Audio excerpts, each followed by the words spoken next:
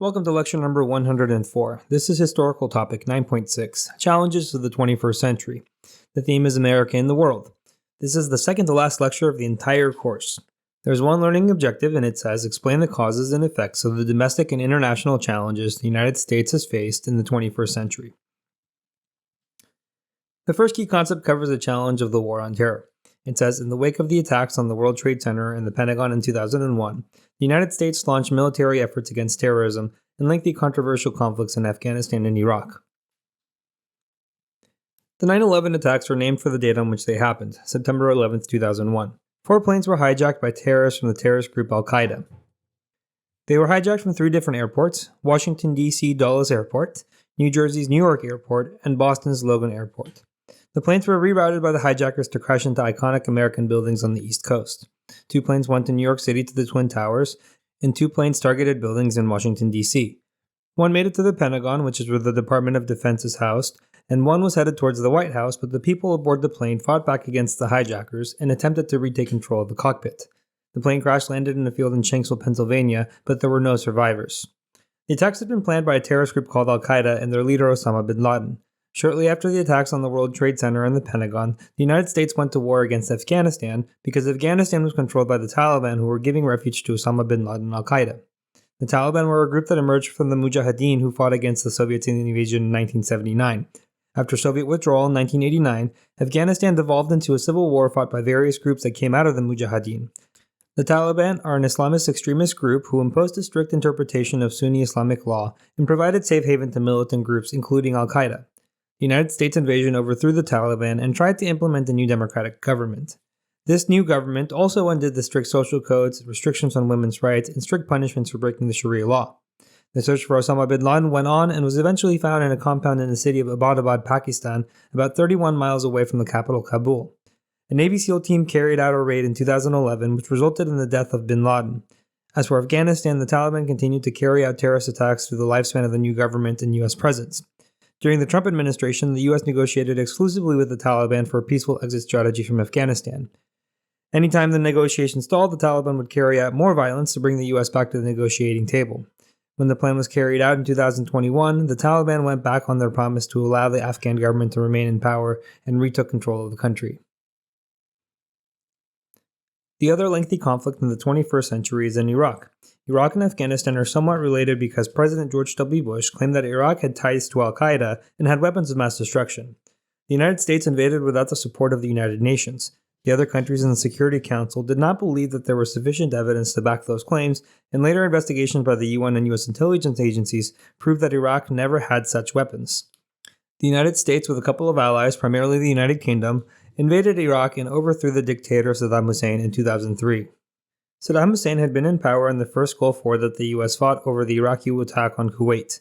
In the second Gulf War, sometimes referred to as Operation Iraqi Freedom, the US overthrew Saddam Hussein, put in place a new democratic government. The new Iraqi government was weak and struggled to enforce the rule of law or keep the peace between the two main religious groups, Sunni and Shia Muslims. Eventually, the sectarian violence subsided with a surge of American troops. The war in Iraq generated international criticisms of the United States, primarily because of the false claims of the weapons of mass destruction, but also because of the human rights violations that were committed at the Abu Ghraib prison. At this prison, detainees were tortured and humiliated as part of their detainment. Detainees were stripped naked, stacked on top of each other, forced to stand up for long periods of time with the threat of getting electrocuted. News of the torture was first reported in 2004. The service members responsible for the torture were court-martialed for their actions, and some received prison sentences. The acts were widely condemned by the U.S. government, military, and international community, and made the war in Iraq more unpopular among the public. In 2010, the U.S. ended combat operations in Iraq. The decrease in U.S. troops, the weak Iraqi government, as well as the other power vacuum created by the civil war in neighboring Syria, allowed a new terrorist group, ISIS, to rise and take control of various cities in Iraq and Syria.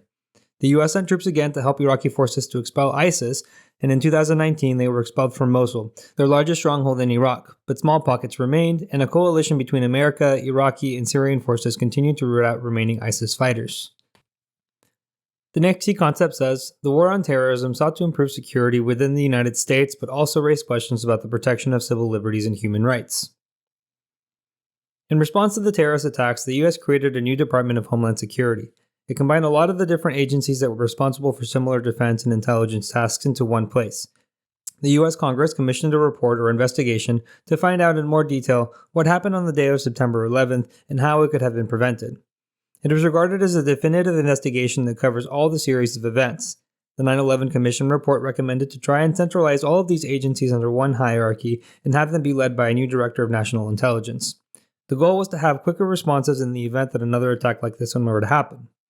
The changes at the federal level trickled down into Americans' everyday lives, starting with the heightened airport security.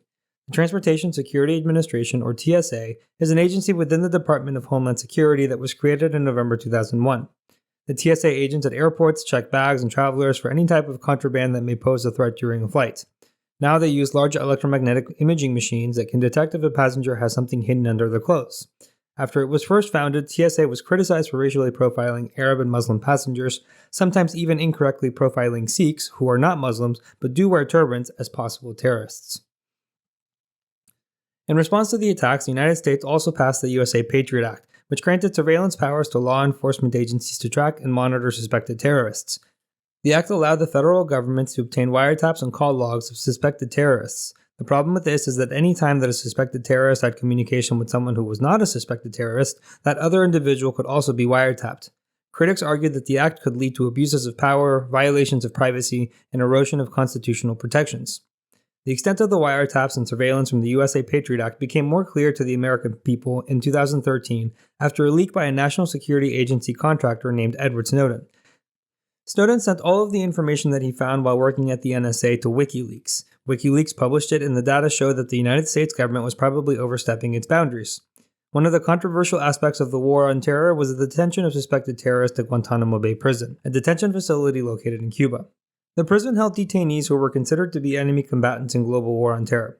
However, the prolonged detention of these individuals without charge or trial raised questions about the right to habeas corpus, a fundamental legal principle that protects against arbitrary detention.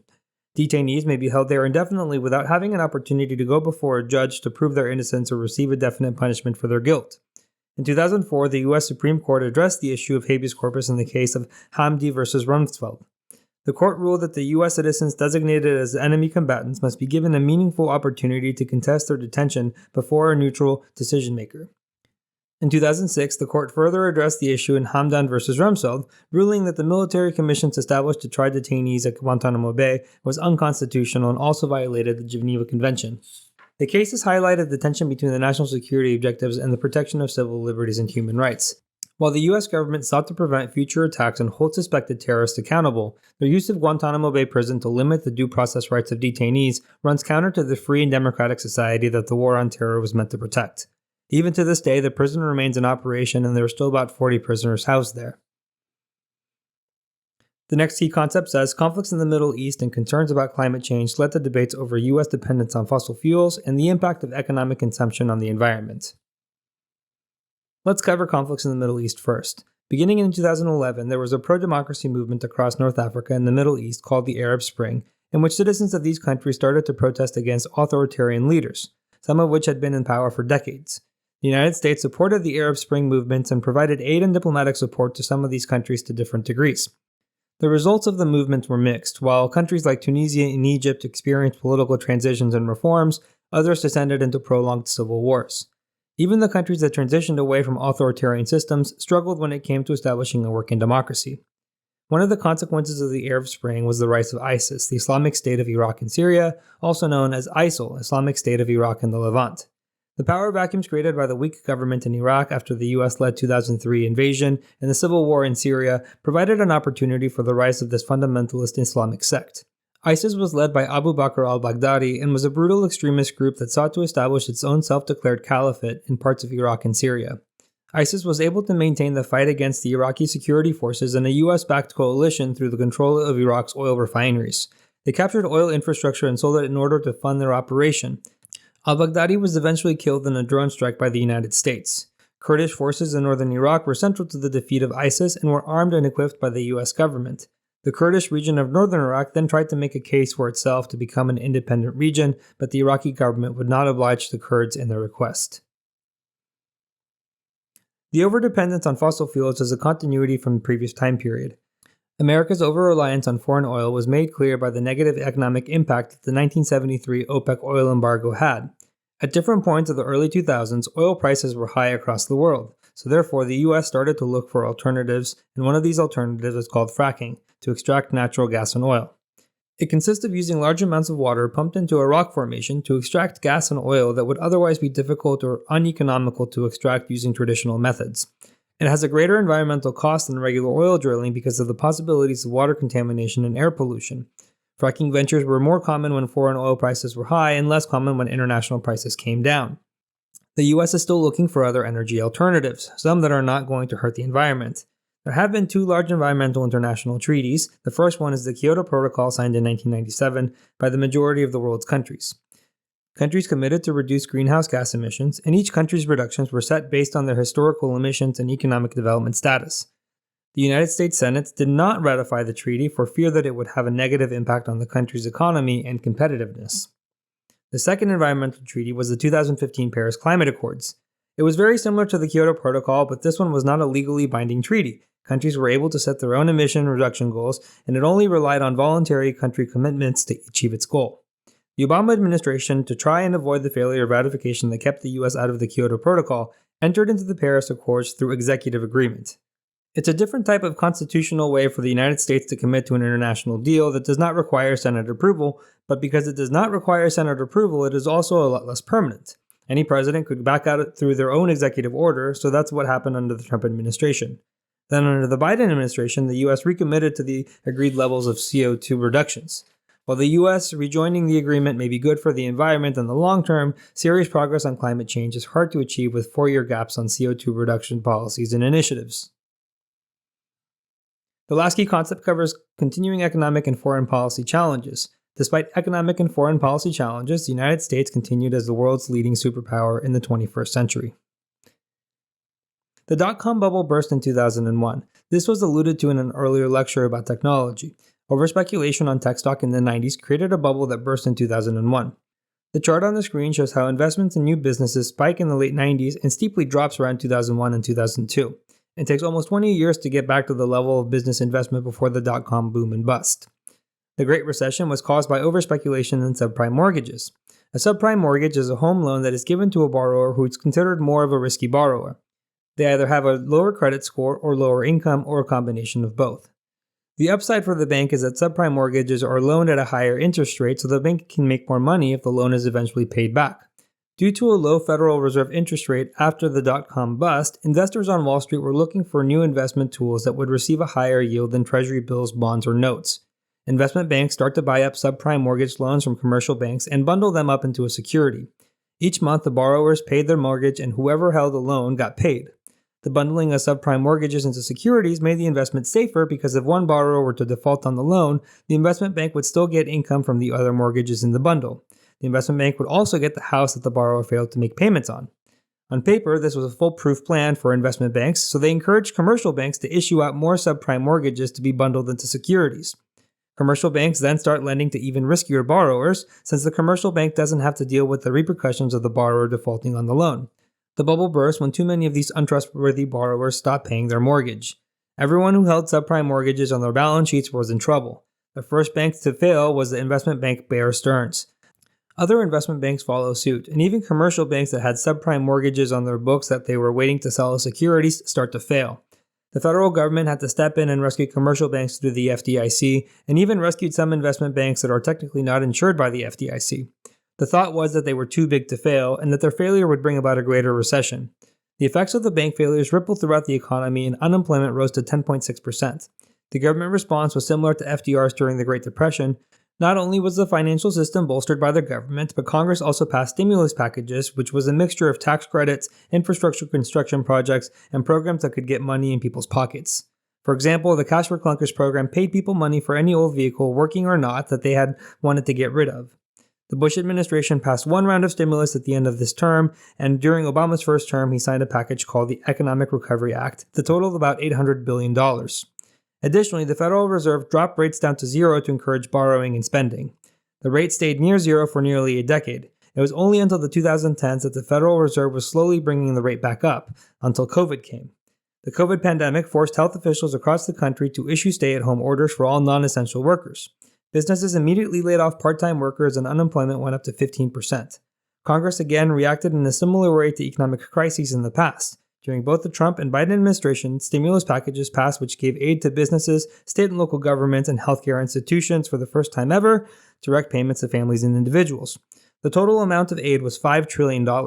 As of 2023, the unemployment rate rebounded to full employment again, that's 3.6%. The last economic challenge of the recent past has been inflation. The US government took an inflationary monetary policy to lower unemployment caused by the pandemic, which made inflation inch higher. The stimulus payments put money in people's pockets, but the disrupted supply chains meant that there was a scarcity of goods available for purchase. That made prices go up. The second thing that made inflation go up was the Russian invasion of Ukraine in February 2022. The disruption in food exports from Ukraine has made food prices higher in the Eastern Hemisphere, which drives up global inflation. The international sanctions on Russia's energy exports have also made oil prices go up globally. The higher gas prices in the US then start to creep into everyday life for Americans. The Federal Reserve has been trying to battle inflation by raising the Fed reserve rate, but doing so has exposed some weaknesses in the banking industry. The current concern is that another period of stagflation may come about as inflation persists and the methods used to combat it bring about higher unemployment. Finally, the foreign policy challenges. The prolonged involvement in Afghanistan and Iraq have been covered in earlier slides. The US removed all troops from Afghanistan in the summer of 2021, and the country was quickly taken over by the Taliban. There has also been a rise of cyber attacks by Russia on government agencies at the end of 2020 and early 2021. Some of the biggest agencies affected were the Department of the Treasury and the Justice Department. The cyber attacks also targeted the UK government and NATO. This, coupled with the Russian invasion of Ukraine, has created a new heightened tension between the US and Russia. It's a new sort of Cold War in which both countries still hold the majority of the world's nuclear weapons. But despite all of these continued challenges, the United States is still a leading world superpower and has not yet fully withdrawn from that role.